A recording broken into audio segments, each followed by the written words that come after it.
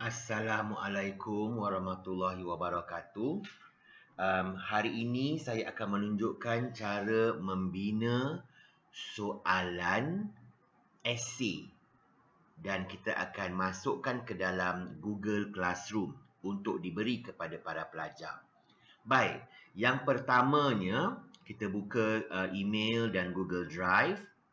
Kemudian kita pergi ke folder yang kita nak simpan kita punya soalan email, soalan esei tersebut. Saya suka begitu, nanti tak adalah terkeliru nak cari dekat mana. So, saya nak jadikan dia dalam Google Classroom. Buka Google Classroom. Kemudian saya akan buka English Form 1. Kemudian saya akan masukkan dalam folder Writing. Jadi dia tersusun, kita tahu di mana dia berada. Okey, bila kita nak membina soalan esei, kita tak akan gunakan Google Form kerana dia ada limitation, dia ada had dia. Jadi kita gunakan Google Docs. Google Docs ni sama macam Microsoft Word. Okey, cuma dia online dan dia berada di bawah Google.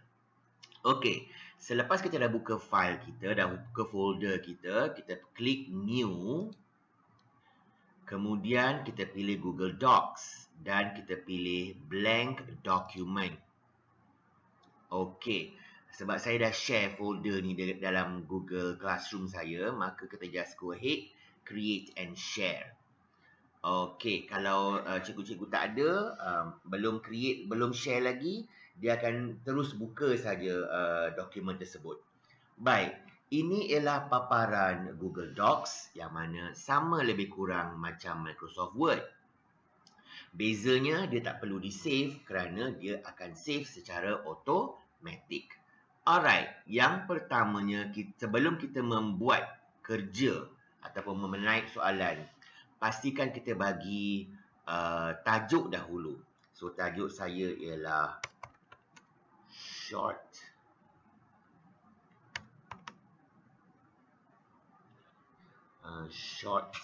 apa ya, saya lupa dah.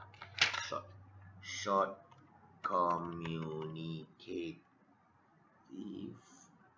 Oh, masalah pula Google pagi-pagi ni ya. Okey,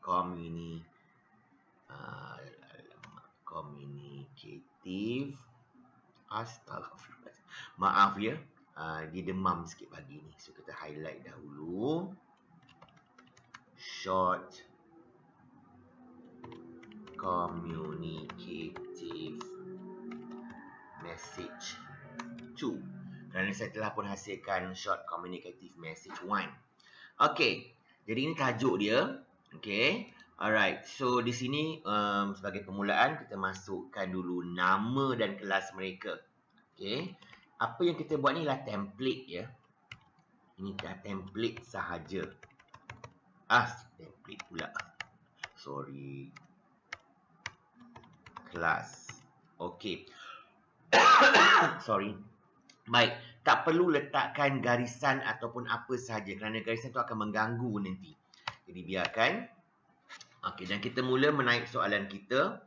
Alright, so read the message from your friend Syafiq. Okey, dan kita pun type soalannya. Pulang pada cikgu. Okey, saya type dulu soalannya.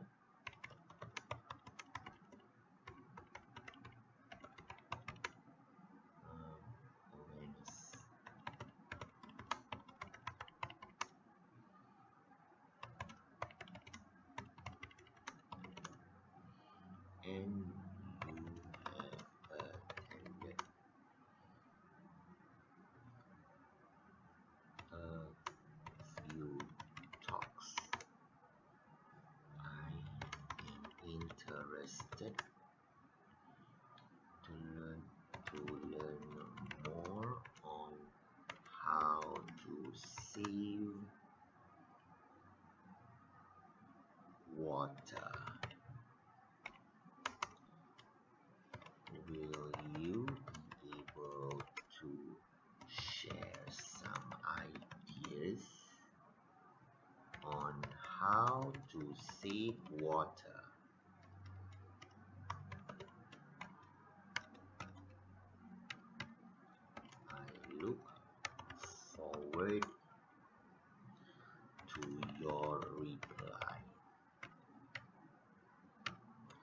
Syafiq. Okey, bezanya dalam ini kita tak boleh nak create kotak ataupun masukkan image kotak. Jadi kita ubah suai. Sini saya ubah suai, kita boleh edit dia, bagi dia italic. Kemudian saya check semula ya. I heard there was an environmental awareness campaign at your school and you have attended a few talks. I am interested to learn more on how to save water. Will you be able to share some ideas on how to save water? I look forward to your reply, Syafiq. Okey, dan soalannya ialah in about 80 words,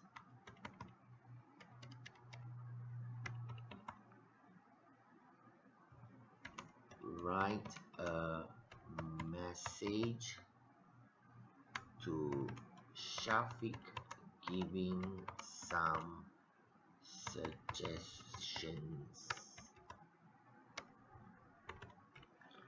Okay, so dia dah siap. So kita nak set up dia bagi nampak cantik lah bila pelajar jawab. Jadi yang ini sepatutnya berada dalam kotak. Jadi kita boleh asingkan dia dengan cara kita adjust dia punya indent ataupun tab dia supaya nampak berbeza daripada paparan yang lain. Okey, jadi itulah soalan dia dan kita pun boleh adjust tanda tangan ni. Kita boleh bagi dia italic ataupun kita nak tukar tulisan lain pun boleh, tak ada masalah. Saya pilih Pacifico, jadi nampak macam dia sign lah. Kemudian kita besarkan sikit bagi cantik. Alright, dan ini patut berada di sebelah kanan sekali, jadi kita adjust dia punya alignment. Itu dia. Okey, soalannya in about 80 words. Jadi 80 words ni kita boldkan dalam dalam 80 patah perkataan. Baik, so kita sambung balik semula di sini. Dalam 80 patah perkataan, write a message to Syafiq giving some suggestion. So yang ini kita jadikan dia italic.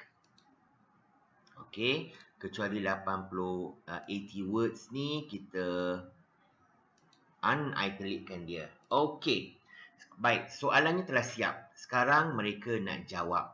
Okey, untuk soalan bahasa Inggeris, kita ada, sebab ini ialah email.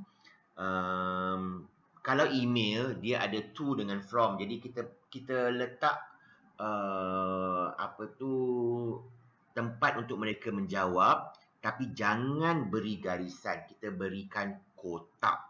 Kerana kalau kita beri garisan, bila pelajar menaik, garisan tu akan ditolak dan akan mengganggu format. Jadi kita buat begini. Okey, kalau yang satu sebaris jawapan ke, satu karangan ke, tak kisah, boleh je.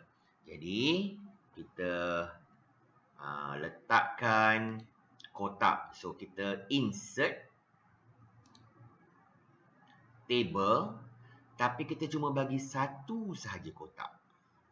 Satu sahaja. Okey. Jadi kita pun bolehlah mengadjustkan kotak ini, jadi mereka akan menaik di dalamnya. Jangan risau kalau kotaknya tak cukup, kerana kotak tu akan diubah suai mengikut jawapan mereka. So di sini kita mulakan dengan dear, kemudian ada tempat kosong. Okey, jadi pelajar perlu isikan tempat kosong tersebut. Okey, kita cuma letakkan tanda koma saja untuk mereka letak. Ataupun kalau kita nak bagi mereka senang, kita jangan letak apa-apa. Okey, kita padamkan semuanya. Okey, cuma kita bagi enter untuk beberapa baris. Jadi mereka akan menjawab di situ. Okey, baik. Itu sahaja buat setakat ini. Kita dah pun bina yang soalan kita ni. Alright. Kemudian kita nak masukkan ke dalam Google Classroom. Jadi yang ini kita boleh tutup sebenarnya sebab dia dah save kan automatic. So kita tutup. Okey, kita buka kita punya Google Classroom.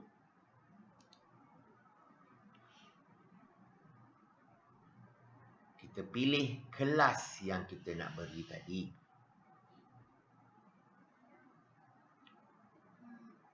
Okey, kita pilih kelas yang kita nak beri tadi. So, saya akan pilih satu amanah.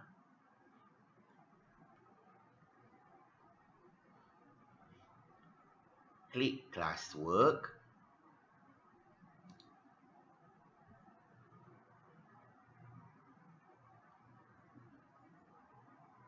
Dan kita create, klik button create dan kita letakkan assignment.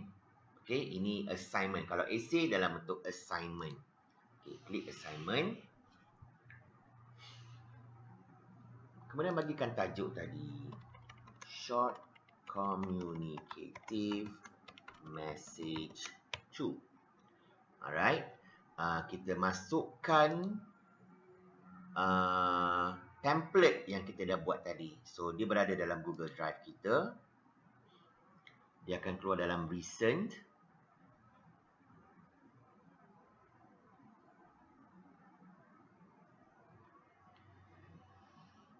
Ya, lambat sikit internet hari ni ya. Okey, ini ialah short communicative 2. Pilih dan insert. Selepas kita dah insert, ini yang paling penting. Students can view file.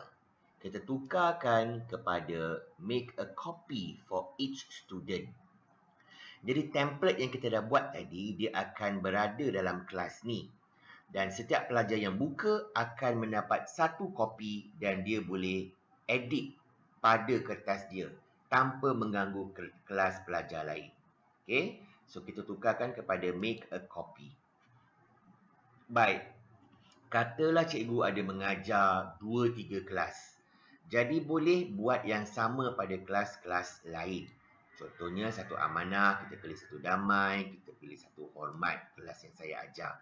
Okey? Cukuplah tu. Jadi, maksud dah 3 classes.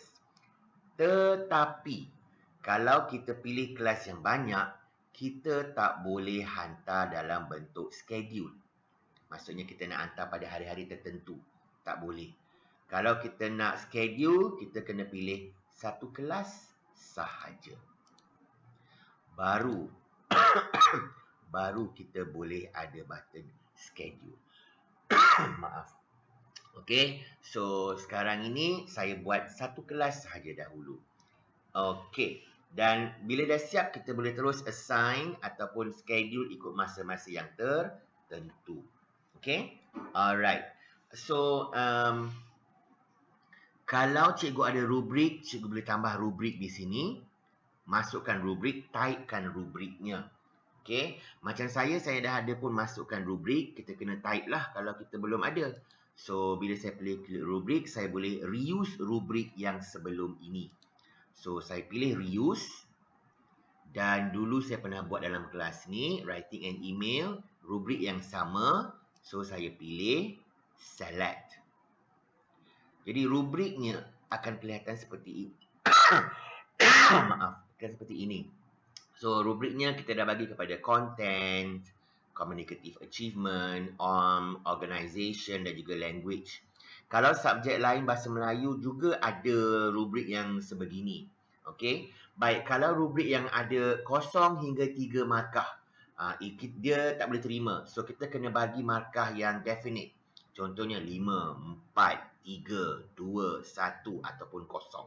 Okey. Kalau 0 sampai 3, jadi kita sendiri yang buat 0, kotak 1, kotak 2 dan kotak 3.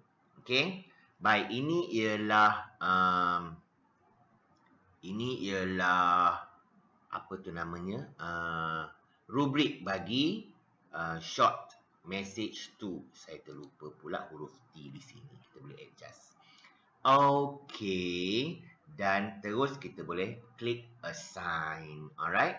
So, saya akan pilih kepada satu damai dan juga satu hormat. Dan saya assign terus. Okey. Nanti kita akan beritahu pada mereka sahaja. Sila jawab soalan yang cikgu dah post di dalam Google Classroom. Okey? Baik. Sampai setakat itu, selepas ini saya akan tunjukkan macam mana nak menanda soalan esei kita yang pelajar dah jawab dan hantar kepada kita. Dan kita menanda menggunakan rubrik ni tadi. Okey? Baik. Sehingga di video yang lain, kita jumpa lagi. Assalamualaikum warahmatullahi wabarakatuh.